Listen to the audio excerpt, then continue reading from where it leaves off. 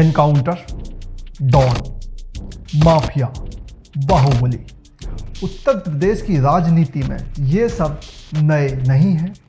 पूर्वी उत्तर प्रदेश के नक्शे पर आपको हर जगह माफियाओं के निशान मिल जाएंगे। पूरा पूर्वांचल एक से बढ़कर एक बदमाशों के कारनामों और कहानियों से पटा पड़ा है। साल 1998 में एक ऐसी ही घटना हुई, एक डॉन का जिसका आतंक कुछ ऐसा था कि एक बार प्रधानमंत्री अटल बिहारी वाजपेयी को अपना लखनऊ दौरा रद्द करना पड़ा था, जिसकी हिमाकत उस हद तक जा पहुंची थी कि उसने उत्तर प्रदेश के मुख्यमंत्री की ही सुपारी ले ली थी। उसके पास वो सब कुछ था जिसकी किसी इंसान को चाह हो सकती है। पैसा, पावर, ऊंचे लोगों तक पहुंच, ये सब उसे हासिल हुआ था जुर्म की बदौलत था। उसको जुर्म से कोई परहेज नहीं था। उसकी तमन्ना इंडिया का सबसे बड़ा डॉन बनने की थी, दाऊद से भी बड़ा। वो टीवी पर आना चाहता था। उसकी ये तमन्ना पूरी भी हुई। सितंबर 1998 में जी टीवी पर आने वाले crime show India's most wanted में एक पूरा शो उसके नाम से एयर हुआ। लेकिन शोहरत का ये जश्न सिर्फ एक हफ्ते कायम रहा। 22 सितंबर 1998 की दोपहर 2:15 पर दिल्ली गाजियाबाद हाईवे पर एक एनकाउंटर में वो मारा गया। ये कहानी है उत्तर प्रदेश के डॉन श्री प्रकाश शुक्ला की।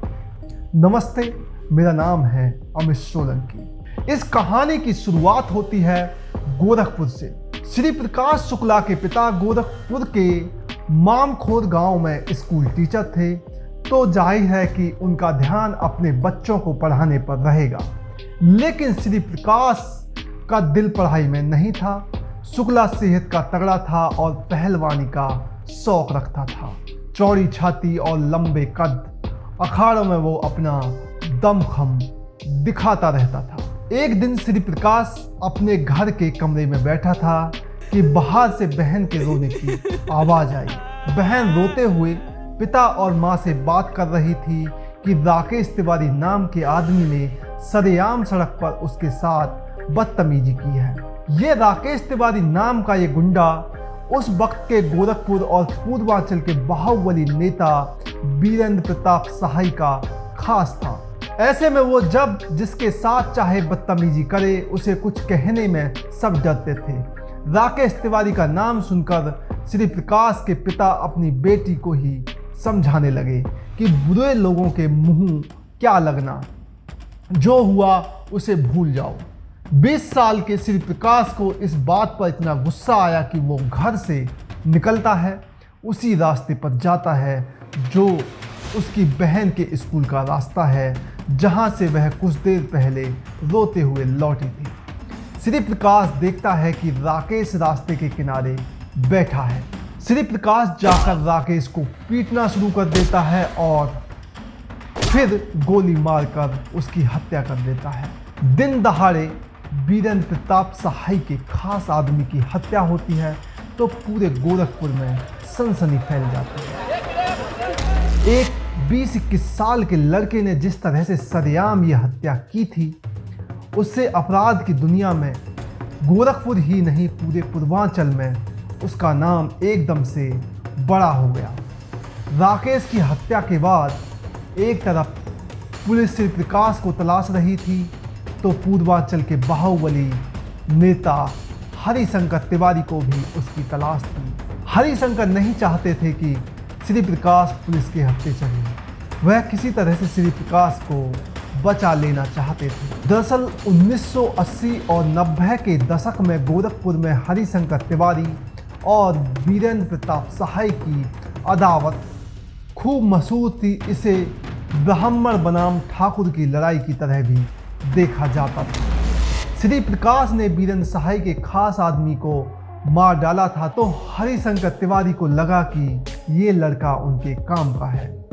हरिशंकर तिवारी ने श्री प्रकाश से संपर्क भी कर लिया और उसे कुछ दिन के लिए ऐसे सुरक्षित स्थान पर भेज दिया जहां पुलिस न पहुंच सकी। मामला ठंडा होने के कुछ महीने बाद वो लौटा, लेकिन अब वो किसी मास्टर का बेटा नहीं बल्कि एक उभरता हुआ अपराधी था। अब श्री प्रकाश एकदम ही बेलगाम हो चुका था। उसने दिन दहाड़े अपराध शुरू कर दिए। लगातार हत्याओं में श्री प्रकाश का नाम आ रहा था, यहाँ तक कि 1997 में लखनऊ में बीरेंद्र सहाय की भी हत्या हो गई। दिन दहाड़े हुई इस हत्या ने पूरे प्रदेश में शुक्ला के नाम की दहशत फैला दी, जिसने उसको प्रदेश सरकार की नज़रों में भी ला दिया। फिर अपहरण और फिरौती का दौर शुरू हुआ। 1 अगस्त 1997 को यूपी विधानसभा का सत्र चल रहा था। पास में दिलीप होटल था, जहां उसने 3 लोगों को गोलियों से उड़ा दिया। कहते हैं शुक्ला ने वहां AK-47 की गोलियों से 100 से ऊपर फायर किए। इसकी आवाज़ विधानसभा तक पहुंची। हरिशंकर तिवारी से भी श्री प्रकाश की कुछ दिनों तक ही बनी। जितनी तेज़ी से श्री प्रकाश बढ़ रहा था, उसे किसी के लिए भी काबू रखना मुश्किल था। हरिशंकर तिवारी से उसकी अनबने हो गई। बिहार के मोकामा में उन दिनों डॉन सूरजभान का बोलबाला था। इसके बाद श्री प्रकाश शुक्ला को साथ मिला बिहार के माफिया डॉन सूरजभान का। श्री प्रकाश ने उसे अपना गॉडफादर बनाया और धीरे धीरे जुर्म का एम्पायर बनाने लगा। श्री प्रकाश की बिहार में एंट्री हुई तो अपराध का ग्राफ बढ़ने लगा। बड़े लोग निशाना बनाए जाने लगे। जल्द ही उसने सुपारी लेने का काम शुरू कर दिया। साथ ही किडनैपिंग, ड्रग्स और लॉटरी जैसे धंधों में वो पारंगत हो चुका था।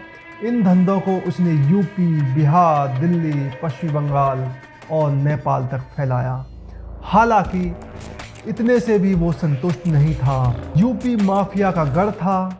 श्री प्रकाश को एहसास था कि यहाँ ऐसे ऐसे दिग्गज हैं, उसे महज नौसिखिया समझते हैं। इसलिए उसने तय किया कि वो एक बड़े कांड को अंजाम देगा ताकि उसके नाम का भौकाल जम जाए। 13 जून 1998 को पटना में बिहार सरकार के मंत्री ब्रज बिहारी प्रसाद को गोलियों से भून दिया गया। यूपी के आखिरी छोर तक उनका सिक्का चलता था। हत्या में नाम आया श्री प्रकाश शुक्ला का। इस कत्ल के पीछे श्री प्रकाश का उद्देश्य था रेलवे के ठेकों पर वर्चस्व स्थापित करना। इसकी फिराक में कई छुट भइये बदमाशों को उसने दौड़ा दौड़ा कर मारा था। श्री प्रकाश शुक्ला का उस वक्त ऐसा खौफ हो गया था कि रेलवे ठेकों का टेंडर कोई दूसरा लेने का सोच भी नहीं सकता था। श्री प्रकाश के अपराध का ग्राफ बढ़ा। पुलिस रिकॉर्ड में उसके नाम से दर्ज पन्ने भी बढ़ते गए। पुलिस के रडार पर तो वो काफ़ी समय से था, लेकिन 1998 के आसपास पुलिस को एक ऐसी खबर मिली जिसने प्रशासन के हाथ पांव फुला दिए।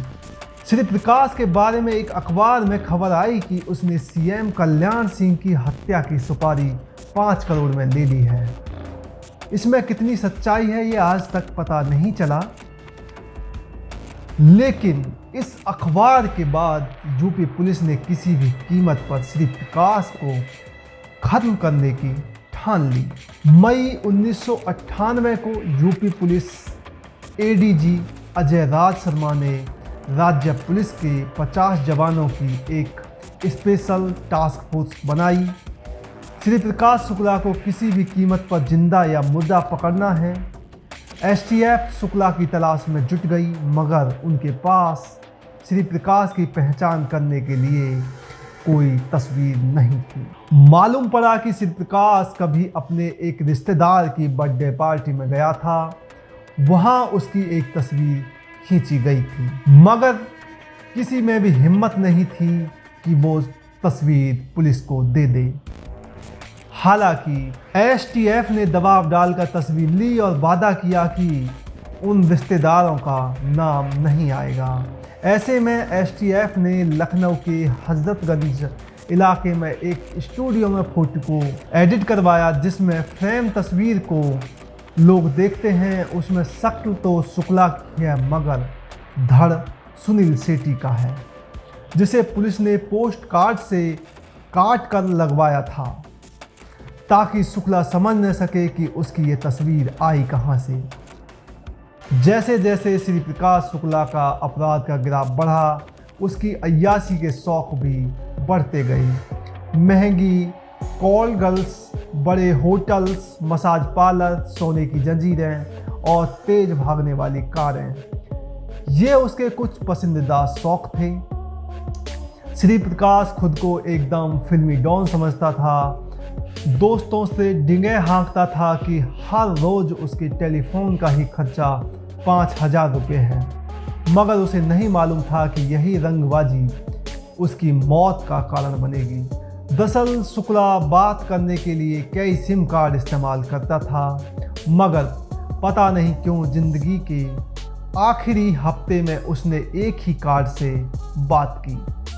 इससे पुलिस को उसका फ़ोन टैप करने में आसानी हो गई और 21 सितंबर की शाम एक मुखबिर ने एसटीएफ को बताया कि अगली सुबह 5:45 पर शुक्ला रांची के लिए इंडियन एयरलाइंस की फ़्लाइट लेगा। एसटीएफ ने दिल्ली एयरपोर्ट पर जाल बिछाया मगर शुक्ला नहीं आया।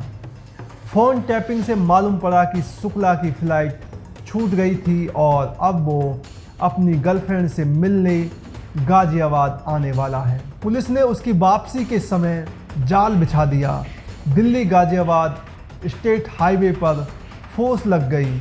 वो HR 26G 7305 नंबर की CLO कार से गाज़ियाबाद के लिए निकला। गाड़ी का नंबर फर्जी था। रास्ते में उसे एहसास हो गया कि उसकी गाड़ी का पीछा किया जा रहा है।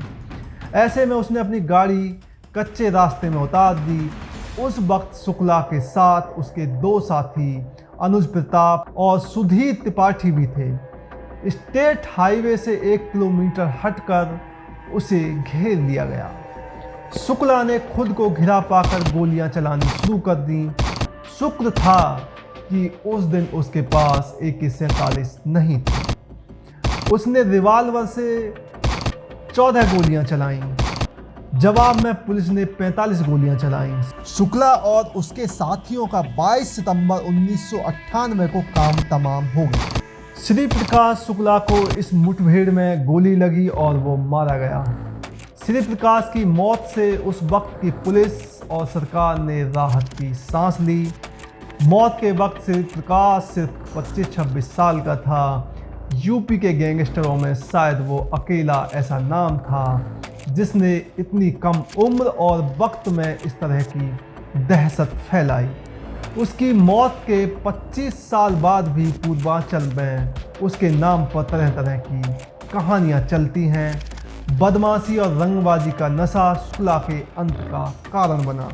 आखिरी दिनों में वो राजनीति में उतरने का मन बना चुका था और संभव है कि जल्द ही वो सत्ता से अपनी सेटिंग बिठा लेता। तब यूपी के राजनीतिक हालात ऐसे थे कि लोग मजाक में कहने लगे थे कि कहीं वो यूपी का मुख्यमंत्री न बन जाए। मजाक अपनी जगह, लेकिन चिंता की बात यह है कि शुक्ला के दौर में और शायद आज भी कई नौजवान हैं जो शुक्ला की ज़िंदगी जीने का अरमान रखते हैं। श्री प्रकाश शुक्ला की कहानी से जुड़ी वेब सीरीज और फिल्में बन चुकी हैं, लेकिन असलियत तो ये है कि उसकी ज़िंदगी एक फिल्म से भी ज़्यादा खतरनाक थी।